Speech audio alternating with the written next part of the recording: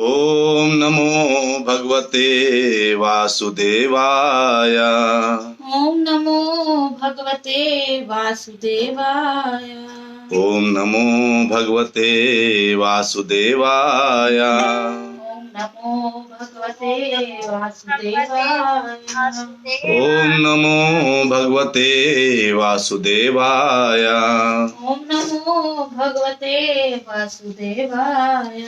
नारायणं नमस्कृत्य नरं चैव नरोत्तमं देवीं सरस्वती व्यासं ततो जयमुदीरयेत्। नष्टप्रायेषु अभद्रेषु नित्यं भागवत सेवया भगवती उत्तमा श्लोके भक्तिर्भवति नैष्टिकी। ओम अज्ञानतिमिरान्धस्य ज्ञानाञ्जनशलाकया चक्षुर्मीलितं येन तस्मै श्रीगुरुवे नमः। श्रीचैतन्यमनोभीष्टं स्थापितं येन भूतले स्वयं रूपः कदा मह्यं ददाति स्वपदान्तिकं। वन्देऽहं श्रीगुरु श्रीयुतापतिकमलं श्रीगुरून् वैष्णवांश्च श्रीरूपं सागरजातं सहगण रघुनाथान्वितं तं सजीवं साद्वैतं सावधूतं परिजनसहितं कृष्ण चैतन्य देवं श्रीराधा कृष्ण पादान् सहगण ललिता श्री विशाखान्वितांश्च। हे कृष्ण करुणा सिंधु दीन बंधु जगतपते गोपेश गोपिका कांता राधा कांत नमोस्तुते। तप्त कांचन गौरांगी राधे वृंदावनेश्वरी वृषभानुसुते देवी प्रणमामि हरि। वांछा कल्पतरुभ्यश्च कृपा सिंधुभ्येव च पतितानां पावनेभ्यो वैष्णवेभ्यो नमो नमः। जय श्री कृष्ण चैतन्य प्रभु नित्यानंदा श्री अद्वैत गदाधर शिवासादि गौर भक्त वृंदा। हरे कृष्णा कृष्ण कृष्णा हरे हरे हरे राम राम राम हरे हरे। हरे कृष्णा कृष्ण कृष्णा हरे हरे हरे राम राम राम हरे हरे। हरे कृष्णा कृष्ण कृष्णा हरे हरे हरे राम राम राम हरे हरे।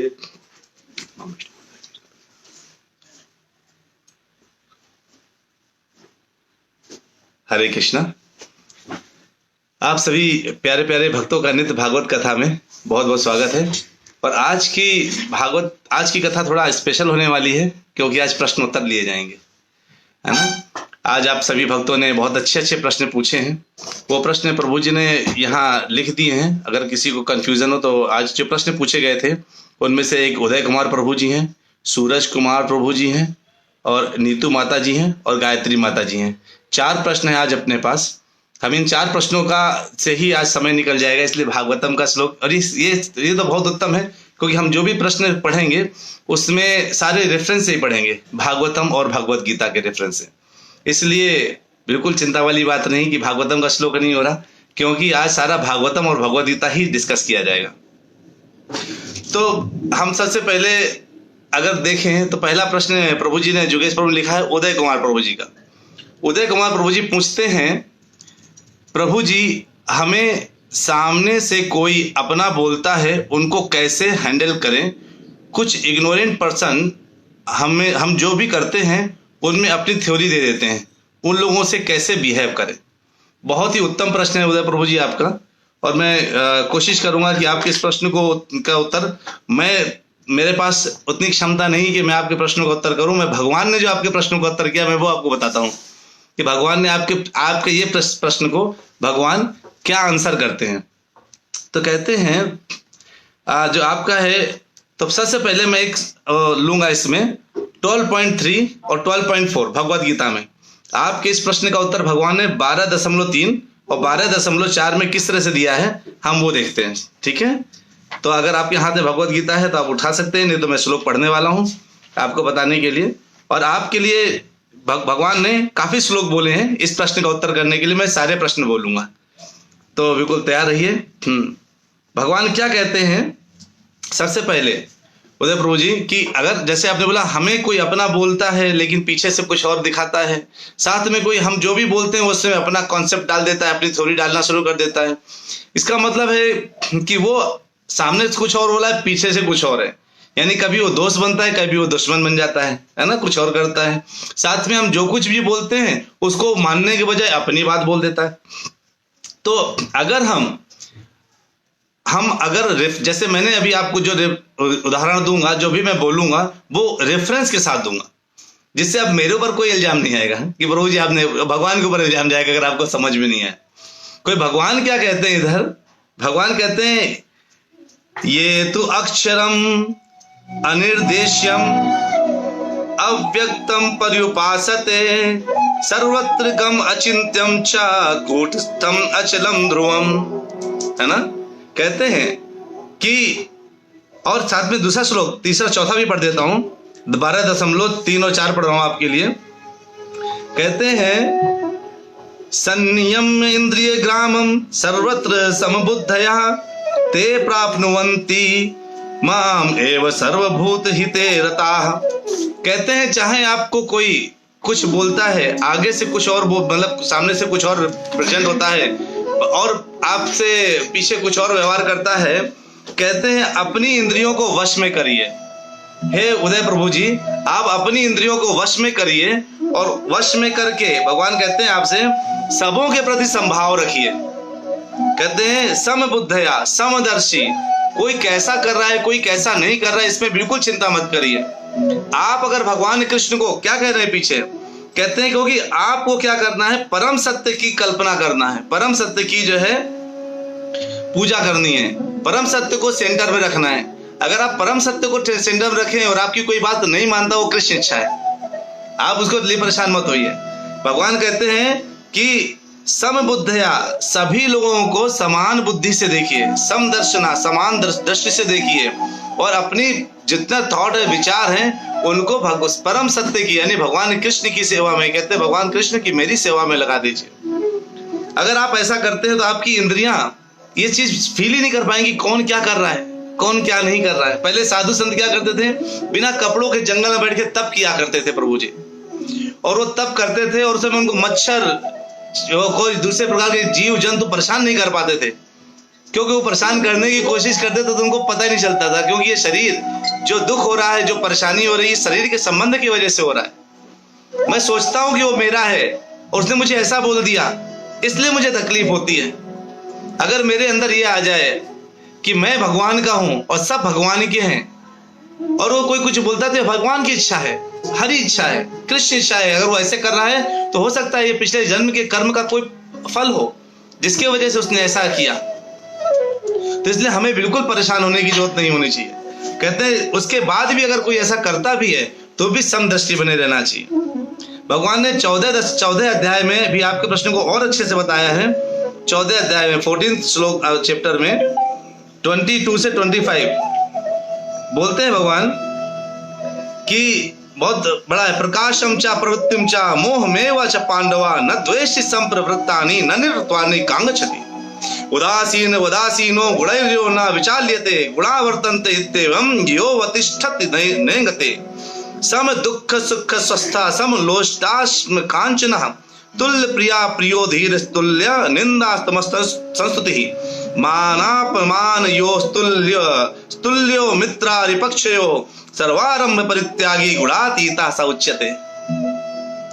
भगवान कह रहे हैं साफ साफ आपके लिए स्पेशली जितने लोग सुन रहे हैं उनके लिए हमें कैसे रहना चाहिए, कैसे व्यवहार। हमें पता है कि दुनिया में बहुत से ऐसे लोग हैं। आपका प्रश्न इतना उत्तम है प्रभु जी, सोचिए भगवान ने आप कितनी जगह आपके इस प्रश्न का उत्तर दिया है। कहते हैं कि अगर हमारे साथ ऐसा क्यों होता है, हे पांडुपुत्र, आपके बोले हे उदय प्रभु जी, जो प्रकाश आसक्ति तथा मोह के उपस्थित होने पर ना तो उससे घृणा करता है, ना ही लुप्त हो जाने पर उसकी इच्छा करता है। कुछ लोग अरे मुझे क्यों मिल गया, मुझे ये नहीं चाहिए, कहते नहीं इसमें तुम्हें घृणा नहीं करना, अरे मेरे लिए उसने ऐसा बोल दिया, अरे छोड़ो बोलने दो, कोई बात नहीं, बोलने दो। कहते हैं जो उसके उल्टा बोलने पर उस पर घृणा नहीं करता। और कहते हैं जो भौतिक गुणों की इन समस्त प्रक्रियाओं से निश्चल तथा अविचल रहता है, ये भौतिक प्रगति की क्रियाएं जो आती जाती रहेंगी, कोई कुछ बोलेगा कोई कुछ सुनेगा, उनको छोड़ देना है, अविचल रहना है, कहते हैं भगवान। और यह जानकर कि केवल गुण ही क्रियाशील हैं, उनको पता है, आपको पता है कि वो अपने 3 गुणों के में रह करके कभी सतोगुण आता होगा, कभी रजोगुण, कभी तमोगुण, इस स्थिति में रहकर ही वो केवल इन बातों को बोल रहा है। अगर वो इन बातों को इस स्थिति में रह करके बोल रहा है तो हमें उस पर क्या करना चाहिए, कृपा करनी चाहिए, उसको बराबर छोड़ देना चाहिए। आपको पता है, इसलिए उदासीन बने रहना चाहिए। वो क्या बोल रहा है, अगर आप आगे सपना बन रहा है ठीक है, हरे कृष्णा प्रभु जी, पीछे कुछ और बोला ठीक है प्रभु जी, आपकी यही इच्छा होगी, शायद कृष्ण इच्छा यही होगी जो इस से आप मेरे लिए बोल रहे हैं। और अपने आप में स्थित सुख तथा दुख को एक समान मानता है। उसने तारीफ कर दी मेरी, मुझे खुश मिल गया, उसने मेरी बुराई कर दी, मुझे दुख मिल गया। अरे किसी की तारीफ या बुराई से क्या फर्क पड़ता है? हमारा ये जीवन भगवान के चरण में डालने के लिए है, भगवान की सेवा करने के लिए है और अपने आप को भगवान के साथ संबंध जोड़ने के लिए है। मैं कौन हूं, मेरा जन्म क्या लोगों के यही देखने के लिए हुआ है कि वो मुझे क्या बोल रहा है, क्या नहीं बोल रहा? क्या मैं धरती में यही देखने सुनने आया हूं? नहीं, ये तो बहुत तुच्छ बात है, छोटी बात है। भगवान कहते हैं सबको इग्नोर करो, उनके चक्कर में मत पड़ो जो तुम्हें भगवान से दूर लेके जा रहे हैं। अगर आपका एक दिन केवल किसी के विषय में सोचने में चला गया कि अरे कितना बेकार व्यक्ति है वो, देखो मेरे लिए उल्टा सीधा बोलता था, आपने एक दिन अपना समय का मामूली समय व्यर्थ कर दिया जिसमें आप भगवान को याद कर सकते थे और भगवान के और करीब जा सकते थे। क्योंकि हमारे जीवन का मेन लक्ष्य तो केवल भगवान के साथ अपना संबंध स्थापित करना है। कहते हैं जो मिट्टी के ढेले, पत्थर तथा स्वर्ण के टुकड़े को एक समान दृष्टि से देखता है। हमारे लिए सब कुछ समान है, वैष्णवों के लिए सब कुछ समान होता है। सोना पड़ा है तो भी व्यर्थ है और मिट्टी का ढेला पड़ा है तो भी व्यर्थ है, एक ही जैसा है। जो अनुकूल तथा प्रतिकूल के प्रति समान रहता है। अनुकूल, कोई मेरे लिए अच्छा बोल रहा है तो मैं खुश हूँ, कोई मेरे लिए थोड़ा बुरा बोल रहा है तो मैं दुखी हूँ। अरे इनके प्रति हमें समान भाव रखना है। बोलो जो तुम्हें बोलना है बोलो, क्योंकि मेरा चित्त तो भगवान कृष्ण में लगा हुआ है। मेरो तो गिरधर गोपाल दूसरो न कोई, मेरे तो भगवान गिरधर गोपाल है, दूसरा कोई नहीं है ऐसा जो दुनिया में मुझे जो है डिस्टर्ब कर सके, क्योंकि मेरा चित्त तो केवल भगवान कृष्ण में लगा है। मैं नौकरी करता हूं तो ये सोच के करता हूं कि मुझे भगवान कृष्ण की सेवा के लिए थोड़ा लक्ष्मी चाहिए, भगवान कृष्ण की गायों के लिए थोड़ा सा पैसा मिलना चाहिए, थोड़ा सा उनके लिए सेवा करनी चाहिए। मैं इसके लिए करता हूं, अपने बच्चों को भगवान कृष्ण की सेवा में लगाना चाहता हूं, इसलिए मैं ऐसा कर रहा हूं। कहते हैं जो धीर है और प्रशंसा तथा बुराई, मान तथा अपमान में संभाव रहता है। कितना महत्वपूर्ण बोला आपके लिए उदय प्रभु। जो मान तथा अपमान और सुख, प्रशंसा तथा बुराई में समान है। अगर आपकी कोई प्रशंसा करे तो बहुत उत्साहित हो रहे, मुझे तो उसने ऐसी तारीफ करी थी, और कोई बुराई करे तो बहुत दुखी न हो रहे, उसने मेरे इतना ऐसा बुरा कर दिया। इस समय बराबर रहने के लिए भगवान बोलते हैं, समान रहना है। और कहते हैं जो शत्रु तथा मित्र के साथ भी समान व्यवहार करता है, क्योंकि सबके अंदर कृष्ण है। वो अपने कर्म के फल के कर रहा है, जो आज वो कर्म कर रहा है उसका फल वो बाद में भुगतेगा। अरे मरना तो सबको, हमें आज मारने की क्यों सोचना उसको? लेकिन जो दंडनीय अपराध करता है उसको सजा जज देते हैं, और वो जिसको सजा जज देते हैं वो उनका काम है। हमारा काम केवल भगवान की भक्ति और उनको एक समान। ठीक है तुमने बोल दिया, मुझे तुमसे कोई मतलब नहीं है। तो मुझे क्यों मतलब नहीं? क्योंकि मैं तुमसे अगर मिलता हूं तो मैं भगवान से दूर हो रहा हूं, मैं तुम्हारे बारे में चिंतन कर रहा हूं, जबकि मुझे भगवान के बारे में चिंतन करना चाहिए, है ना उदय प्रभु? और कहते हैं जिसने सारे भौतिक कार्यों का परित्याग कर दिया है। कहने का मतलब ये, ऐसे कार्य जो भगवान से संबंधित नहीं कर पा रहे हम, उन्हें हमें छोड़ देना चाहिए। सिगरेट पीना तो भगवान ने नहीं बोला सिगरेट पियो हम उसको छोड़ सकते हैं, लेकिन भगवान कर्म करने के लिए नहीं रोकते। वो अगला प्रश्न है प्रभु जी का, जो सूरज प्रभु जी ने बहुत अच्छा प्रश्न पूछा है, उसका आंसर करेंगे। ऐसे व्यक्ति को प्रकृति के गुणों के अतीत कहा जाता है और वो भगवान के बहुत करीब पहुंच जाता है। तो आप सब अगर भगवान के पास में हैं, वहीं स्थिर हैं, मुझे पता है। क्यों? क्योंकि आप सब भागवतम सुन रहे हैं बैठ करके बड़े आराम से। इस समय आपके इस प्रश्न का उदय प्रभु जी, मुझे लगता है भगवान ने बहुत अच्छे से उत्तर दिया होगा, आपको समझ में आया होगा कि जो है किस तरह से भगवान चाह रहे हैं कि आप इन सबको इग्नोर करिए प्रभु, जो आपके जो है ऊपर थोपते हैं कि हर ठीक है चलिए आप ही सही मैं गलत आपको कोई बदल नहीं सकता है, करना आपको वही है जो आप करना चाहते हैं। हमसे कितने लोग बोलते हैं अरे तुम दारू नहीं पीते, चाय नहीं पीते, कोल्ड ड्रिंक नहीं पीते, कुछ नशा पत्ती नहीं करते, अंडा नहीं खाते, प्याज लहसुन नहीं खाते, जीते कैसे हो? हमने कहा ऐसा कोई भी चीज नहीं जो ये सब चीज जो हम करते हो, लेकिन हमें किसी चीज की कमी नहीं महसूस होती, क्योंकि हमारे पास जो आनंद है भगवान के कीर्तन भजन कथा का आनंद है। कोई विकार शरीर में नहीं है, कोई बीमारी शरीर में नहीं, और क्या चाहिए व्यक्ति को? तो हमको ये सब नहीं प्राप्त करना है, इसमें हमें कूद नहीं जाना है, क्योंकि लोग हमें भड़काएंगे, कहेंगे अरे हमसे लोग कहते हैं तुम इतनी छोटी उम्र में इसमें लग गए, भक्ति में लग गए। अरे अभी तो बुढ़ापा आने दो, बुढ़ापे में भक्ति करना है। हमने कहा बुढ़ापा आएगा इसकी गारंटी है क्या? लोग 32 साल की उम्र में हार्ट अटैक में मर जा रहे हैं। बुढ़ापे का मतलब क्या है? जब अपने मृत्यु का पता ना हो। हमको मृत्यु का पता है क्या? हम आज भी बुढ़े हैं। है ना? अगला प्रश्न सूरज प्रभु जी ने पूछा है, बहुत अच्छा प्रश्न पूछा, बहुत ही अच्छा प्रश्न। कहते हैं प्लीज आप ये बताइए कि क्या मुझे जॉब छोड़ना चाहिए, क्योंकि मैं भगवान श्री कृष्ण को भी अपना इष्ट देव मानता हूँ। बहुत अच्छे प्रभु, बहुत अच्छी बात है कि भगवान कृष्ण को आप इष्ट देव मानते हैं। और कहते हैं मानता हूँ और उनके लिए ही पेंटिंग करता हूँ, फिर मैं प्राइवेट जॉब करना नहीं चाहता। As an artist and graphic designer, should I join a new office again or should I continue to paint? I want to make a living out of my paintings, but currently it's not being sold. I have made a lot of painting. प्रभु जी, अगर आप भगवान कृष्ण के लिए painting बना रहे हैं तो जरूर बिकेगी। आपके भाव अगर भगवान कृष्ण की सेवा करना और प्रचार करना है तो भगवान आपकी किस तरह से मदद करेंगे वो आपको पता चलेगा भगवत गीता के 3.8 वाले श्लोक में। भगवान क्या कहते हैं? मैंने आपको पहले ही बोला है, आपके सारे प्रश्नों के उत्तर मैं नहीं देता, भगवान देते हैं। क्योंकि भगवत गीता में सारे उत्तर बने हुए हैं, आपके सारे प्रश्नों के उत्तर भगवत गीता में है। तो आपके इस प्रश्न के उत्तर को भगवान कैसे कहते हैं 3.8 में कि मैं नौकरी छोड़ दूं क्या, या मैं केवल पेंटिंग्स में रहना चाहता हूं? भगवान आपको 3 श्लोक में बोलेंगे। 3.8, 3.9, 3.10 में आपके इस प्रश्न का उत्तर भगवान ने दिया है। कहते हैं कि हे सूरज प्रभु जी, क्या बोलते हैं? भगवान कहते हैं नियतम कुरु कर्म त्वम कर्म ज्यायो हि कर्मणः शरीर यात्रा भी चाहते न प्रसिद्धेद कर्मणा। कह रहे हैं भगवान कि अपना नियत कर्म करो, क्योंकि कर्म ना करने की अपेक्षा कर्म करना श्रेष्ठ है। सूरज प्रभु कह रहे हैं कर्म ना करने की अपेक्षा कर्म करना श्रेष्ठ है। कर्म के बिना तो शरीर निर्वाह भी नहीं हो सकता। कितना बढ़िया बात बोला भगवान ने, है ना? कर्म के बिना तो शरीर भी निर्वाह नहीं हो सकता। यानी वो कह रहे हैं कि कर्म करना करने से अच्छा कर्म करो।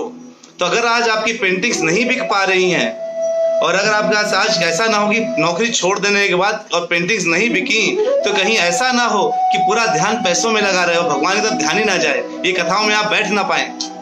कहते अभी तुम कर्म करो। अब आगे बता रहे अगला चीज का कि अगर आपको किस ढंग से भाव करेंगे। वो 3.9 में क्या बोलते हैं? यज्ञार्थात् कर्मणो नित्या लोको यम कर्म बंधना तदर्थम कर्म कौन्तेय मुक्त संगा समाचरा। भगवान कह रहे हैं कि आप जो पेंटिंग कर रहे हैं ये भगवान की प्रसन्नता के लिए करिए, कमाने के लिए मत करिए। भगवान की प्रसन्नता के लिए पेंटिंग करिए। बिकने अपने मन से लगेगी, पैसा अपने मन से आने लगेगा। क्योंकि लक्ष्मीपति की सेवा के लिए करेंगे तो लक्ष्मी तो हर हालत में आनी है। अगर लक्ष्मीपति की सेवा के लिए अगर आप प्रयास करेंगे तो लक्ष्मी तो 100% आएगी। कहाँ जाएगी? अपने पति के पास नहीं रुकेगी तो कहाँ रुकेगी बताइए, है कि नहीं? यानी लक्ष्मीपति के पास तो 100% लक्ष्मी आएगी और कहीं दूसरा रास्ता नहीं उसका। तो कहते हैं अन्य कर्म के द्वारा क्या होगा, आप कर्म के बंधन में भी पड़ जाओगे और पता नहीं कब कमाने को मिलेगा, है ना? तो कहते हैं यज्ञार्थात् कर्मणो नित्यं लोको यम कर्म बंधना तदर्थम। हे सूरज प्रभु, तदर्थम इसलिए क्या करिए, ऐसा कर्म करिए जिससे आपको लक्ष्मी भी प्राप्त हो और कर्म के बंधन में भी ना फंसे। तो आपने लिखा है भगवान के लिए पेंटिंग करते हैं। तो अगर आप भगवान के लिए पेंटिंग करते हैं तो आप हमें डायरेक्टली अपनी पेंटिंग्स की फोटो भेजिए, देखेंगे हम आपका पूरे वर्ल्ड में प्रचार करेंगे। आपकी पेंटिंग अगर अच्छी पेंटिंग हुई, सच में भगवान के लिए पेंटिंग है, क्या शास्त्रों के अनुसार पेंटिंग है, अगर आपको शास्त्रों के अनुसार पेंटिंग है, अच्छे से पेंटिंग है, तो पूरे वर्ल्ड में आपका प्रचार करेंगे। भगवान चाहेंगे तो आपको पेंटिंग से ही आप कमाएंगे। और 10वें पे क्या बोलते हैं? भगवान ने साफ साफ बोला है, कहते हैं कि चिंता मत करो। 3.10 में आपके लिए प्रश्न का उत्तर कर रहे हैं कि सह यज्ञ प्रजा सृष्ट्वा पुरो वाच प्रजापति अनेन प्रस विश्व त्वमेशा वोतिष्ठ काम दुखः। कहते हैं इष्ट काम दुखः, इष्ट मतलब समस्त वांछित वस्तुएं, इष्ट मतलब कहते हैं कि तुम अगर इस भाव से करते हो कि मैं भगवान कृष्ण की प्रसन्नता के लिए पेंटिंग कर रहा हूँ, उनको अच्छा लगेगा इसलिए मैं उनके लिए बना रहा हूँ, उनकी अच्छी अच्छी सुंदर सुंदर फोटोज बना रहा हूँ, मैं उनके लिए कर रहा हूँ, तो भगवान क्या कहते हैं, तुम इसी तरह से सुखी रहोगे, क्योंकि इसके करने से तुम्हें सुख पूर्वक रहने और मुक्ति प्राप्ति करने के लिए समस्त वांछित वस्तुएं मिलेंगी। बताइए, मतलब सुख पूर्वक कैसे रहा जाए, कि रहने के लिए क्या क्या चाहिए वो भी भगवान देंगे, और इसके साथ साथ मुक्ति कैसे करो उसके लिए भी साधन देंगे। बताइए, और इसके अलावा क्या चाहिए? तो भगवान ने आपके इस प्रश्न का उत्तर अच्छे से किया। जो लोग बाद में ज्वाइन करे वो एक बार सुन लीजिएगा अगर इस प्रश्न का उत्तर करना है। और लास्ट में अगर आप लोगों को प्रश्नों के उत्तर अच्छे समझ में आ रहे हो, सही लग रहे हो, तो जरूर रिस्पॉन्स करिएगा, मुझे बहुत अच्छा लगेगा। अगर कुछ और डाउट है तो डाल दीजिएगा, मैं उसको फिर से नेक्स्ट क्लास में कवर करूंगा। नीतू माता जी बोलती हैं, हम लोगों की अच्छाई ही करते हैं, पर लास्ट में हमको बुराई क्यों मिलती है। बहुत बहुत धन्यवाद नीतू माता जी, आपने इतना शानदार प्रश्न पूछा, बहुत अच्छा प्रश्न पूछा है। तो इसका उत्तर भगवान ने आपको कहाँ दिया, मैं आपको बताता हूँ। इसका उत्तर भगवान ने बहुत अच्छे से दिया है। कहाँ पर दिया है? 2.15, 2.47 और 2.48 में आपका आंसर मिलेगा माता जी। मैं कोई भी अपने मन से आपको नहीं बताऊंगा, क्योंकि अगर मैंने कुछ भी अपने दिमाग से बोल दिया वो क्या हो जाएगा, मेरा खुद का स्पेकुलेशन हो जाएगा, है ना, वो सही नहीं है। तो अगर हम 2.15 देखें, कहते हैं कि जब आपको किसी ने आपने अच्छाई करी और किसी ने आपके साथ बुराई करी तो आपको क्या विचलित हो जाता होगा मन, अरे मैं तो परेशान, क्यों ऐसा उसने किया, बताओ, मैंने तो उसके लिए सब अच्छा किया, उसने मेरे लिए बुरा कर दिया, है ना, उसने मेरे लिए मुझे बुराई दे रहा है, बोल रहा है कि मैंने गलत किया। तो भगवान क्या कहते हैं, आप चिंता ना करो, यम ही न व्यथन्ते पुरुषम पुरुष ऋषभा सम दुख सुखम धीरम सोमृतत्वाय कल्पते। कहते हैं सोमृतत्वाय कल्पते, यानी अमृतत्वाय कल्पते, मतलब कि जो भी व्यक्ति सुख दुख में विचलित नहीं होता और इन दोनों में संभाव रहता है, वो निश्चित रूप से मुक्ति के योग्य है। आप लोग सुख दुख में बिल्कुल, जो है आपने बोला कि लोग जब हम अच्छा करते हैं तो हमें क्या करना है, हम अच्छा कर रहे हैं, लेकिन अगर उसके पीछे उसने कुछ और बोला तो हमें क्या, कि भगवान कहते हैं सुख दुख दोनों में ही विचलित नहीं होना। आपने अच्छा किया इसमें विचलित मत होइए, घमंड मत करिए कि मैंने उसके लिए अच्छा किया, और अगर कोई इसका अच्छा नहीं बोलता, कुछ बुरा बोलता है तो उसके लिए विचलित मत होइए। ठीक है, मैंने अपना कर्म अच्छा किया, मुझे तो मेरे कर्म के अनुसार फल मिलेगा। भगवान ने बोला है, क्योंकि 18.12 श्लोक में, कि मेरे हर कर्म जो मैं पिछले जन्म में किया था उसका फल मैं आज भोग रहा हूँ, और जो आज कर्म कर रहा हूँ उसका फल मैं कल भोगूंगा। और फिर बहुत अच्छी बात बता दे भगवान, 2.47 में सबको पता है एक्चुअली ये श्लोक। क्या भगवान कहते हैं कि तुम किस बात के लिए परेशान हो रहे हो। कहते हैं आप किसी के लिए अच्छा करते हो तो क्या है, तो क्या उसका परिणाम आप चाहते हो कि आपको अच्छा ही मिले। कहते हैं अरे नीतू माता जी, आपके लिए कर्मण्येवाधिकारेस्तु मा कदेषु कदाचन माँ फलेषु कदाचना कर्मण्येवाधिकारेस्तु माँ फलेषु कदाचना माँ कर्म फल हेतुर्भू माते संगो अस्तु अकर्मणि। कहते हैं कि तुम अपना कर्म करो, कर्तव्य करो, हमें अपना कर्तव्य करना है, अपना कर्म करना है, और उससे होने वाले फल की लालसा नहीं करनी है, क्योंकि वो तो हमारे हाथ में है ही नहीं। आप किसी के लिए अच्छा कर रहे हैं तो करते रहिए। क्योंकि एक साधु था, वो कहाँ पे था, वो नदी में नहा रहा था, एक बिच्छू उसके हाथ में आया, देखा पानी में बेचारा डूब रहा था बिच्छू। हाँ, साधु ने उसको अपने हाथ में बिच्छू को लिया और बिच्छू ने उसको डस लिया। साधु से छूट गया वो बिच्छू, लेकिन देखा वो मर जाएगा, फिर से साधु ने उठाया और फिर से बिच्छू ने उसको डस लिया। लेकिन वो क्रिया चलता रहा, करता रहा, जब तक उसने बिच्छू को बाहर नहीं निकाल दिया। एक बगल में एक व्यक्ति खड़ा था, उसने साधु से पूछा, ये बिच्छू आपको बार बार काट रहा था, उसके बाद भी आपने जो है इसको बार बार निकालने की कोशिश करी, बाद में आपने निकाल दिया। मैं होता इसकी जगह तो उसको मार देता पहली बार में ही। तो साधु ने कहा वो अपना कार्य कर रहा था, मैं अपना कार्य कर रहा था। बिच्छू अपना कार्य कर रहा था काटने का, डसने का, मैं अपना कार्य कर रहा था उसको बचाने का। क्योंकि साधु का कर्म यही है। आप जो है आपके हाथ में कर्म करना है, फल के लिए कर्म मत करिए, कर्म करने के लिए कर्म करिए। फल के लिए कर्म करेंगे और फल नहीं मिला तो उससे आसक्ति हो जाएगी, और उससे हमें क्या पड़ेगा, उससे हमारे काम इच्छा पूरी नहीं होगी और मुझे क्रोध आ सकता है, और क्रोध आएगा तो क्या होगा, कामात क्रोधात अभिजायते, और क्रोध से क्या होगा, क्रोध से बुद्धि नष्ट हो जाती है।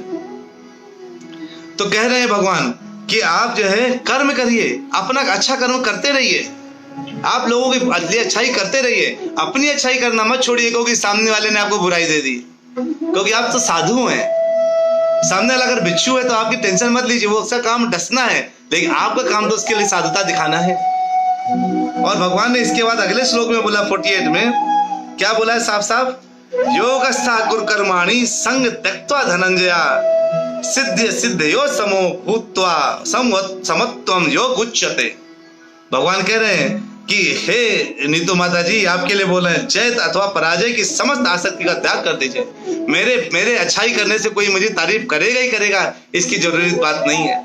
कई बार हम कथाएं करते हैं लोगों की भलाई के लिए, लोग ऊपर से डिसलाइक करके चले जाते हैं। क्या करेंगे, हमारे हाथ में नहीं है। हमारा काम है केवल लोगों का भला करना, लेकिन इसका मतलब हम कथाएं बंद कर दें, लोगों का भला करना बंद कर दें, लोगों के लिए कीर्तन करना बंद कर दें? नहीं, आप अपना कार्य जरूर करते रहिए, क्योंकि साधु बने रहिए, क्योंकि बिच्छू तो आपको मिलते रहेंगे।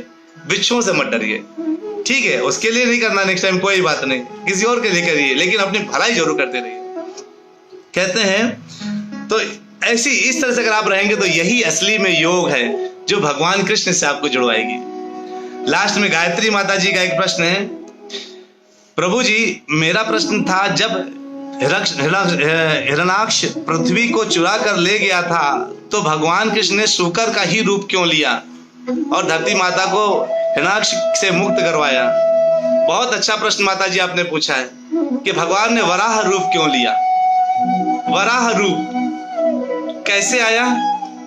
ब्रह्मा जी की नसिका से एक बीज की तरह कुछ निकला और बड़ा सा विशाल रूप बन गया। तो हमारे लोक कितने हैं आपको पता है? 14 लोक हैं।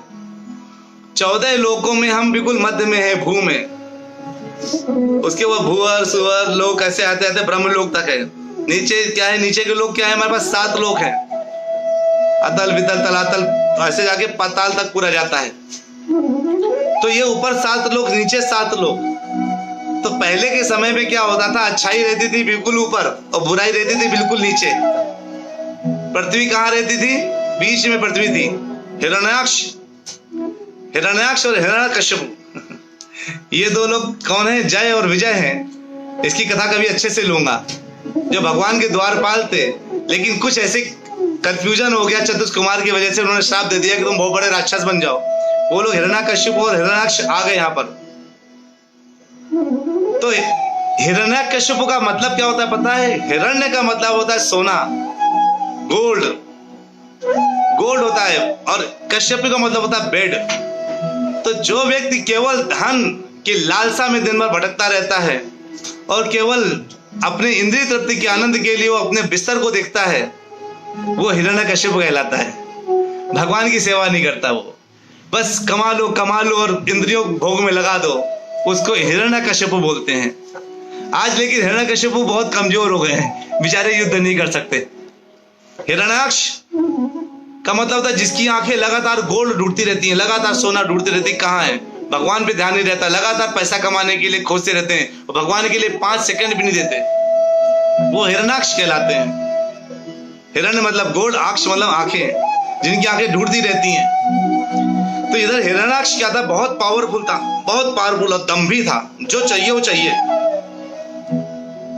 तो कुछ ऐसा हो गया वरुण देव जी के साथ कि उसको थोड़ा गुस्सा आ गया, और मैं पूरी कथा बहुत बड़ी है भागवतम में। और उसने क्या किया? अब वो कहाँ रहता था? पृथ्वी। तो कई लोग प्रश्न पूछते हैं, अगर हिरण्याक्ष पृथ्वी में रहता था तो वो पृथ्वी को उठा के कैसे गिरा दिया? तो वो भी पानी में डूब गया होगा। और कहाँ फेंक दिया? पृथ्वी में तो समुद्र है।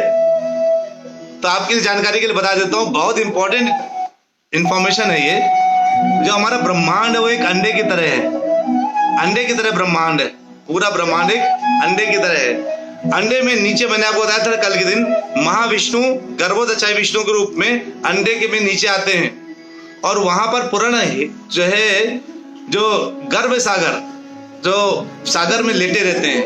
तो इसने क्या किया? हिरण्याक्ष ने, वो रहते थे हिरण्याक्ष वगैरह रहते थे नीचे पाताल लोक में, नीचे के लोकों में।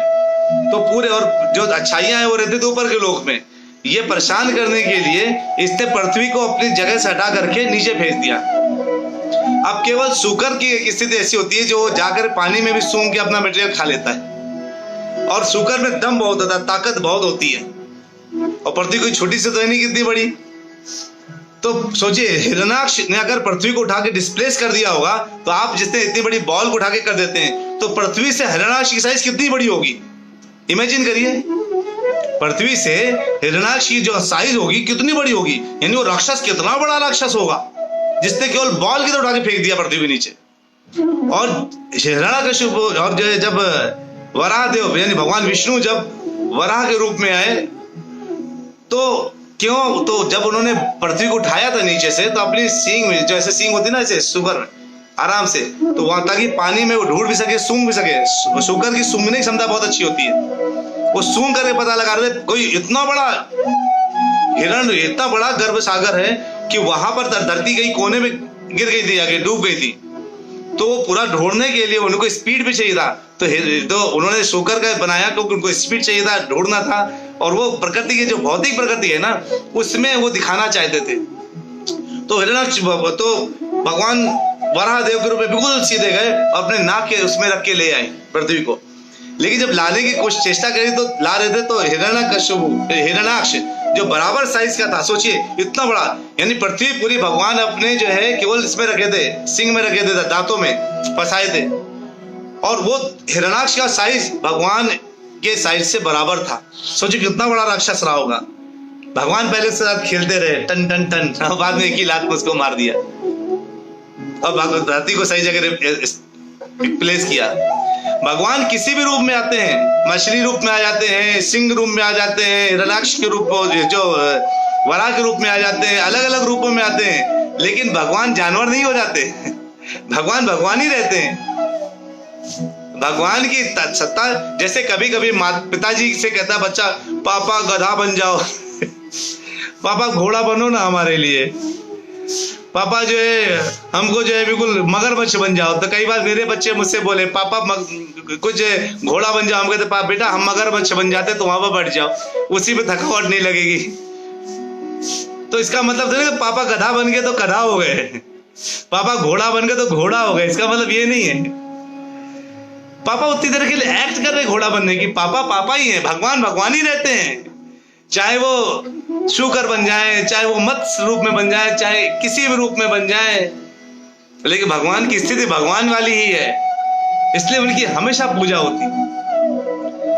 मैंने कोशिश करी कि आप लोगों के 4 प्रश्नों को कवर करने के इस आधे घंटे के अंदर। अगर मुझसे कुछ गलती हो गई हो कुछ बोलने में तो मुझे जरूर क्षमा कीजिएगा। बाकी मैंने अगर कुछ अच्छा लगा है तो मेरे गुरु जी के बहुत बड़ी हिज होलीनेस राधा गोविंद महाराज जी बहुत बड़ी कृपा है, जिसकी वजह से मैं कुछ बोल पाया। और कुछ बात बुरा लगा तो मैं अभी बच्चा समझ के मुझे माफ कर दीजिएगा। लेकिन आज की कथा है, जो प्रश्नोत्तर है उसको बहुत अच्छे से लिया गया है। कृपया उसको जरूर सुनिए, फॉलो करिए, और मैं उम्मीद करता हूं कि आप लोगों की कथाएं अच्छी लग रही हैं। ऐसे ही कनेक्ट रहिए, अपने प्रश्नों को पूछते रहिए, मुझे उत्तर करना बहुत अच्छा लगता है। प्रश्नों के उत्तर में भी कोई प्रश्न हो तो वो भी पूछ लीजिए, हम पूरा क्लैरिफिकेशन होना चाहिए हमारे पास। बहुत आनंददायी कथा थी आज, बहुत आनंद लगा आप लोगों को, आप लोग पूरे टाइम सुनते रहे ध्यान से। मिलते हैं कल फिर 9:30 बजे। कुछ अगर प्रश्न उत्तर आएंगे तो प्रश्नों के साथ, नहीं तो एक नए श्लोक के साथ, एक श्लोक उठाएंगे भागवतम का। बहुत बहुत धन्यवाद। एक जोरदार हरे कृष्ण महामंत्र के साथ अल्प विराम लेते हैं। मिलेंगे कल 9:30 बजे फिर से। हरे कृष्णा कृष्णा कृष्णा हरे हरे, हरे रामा रामा रामा हरे हरे। बहुत बहुत धन्यवाद। हरे बोल।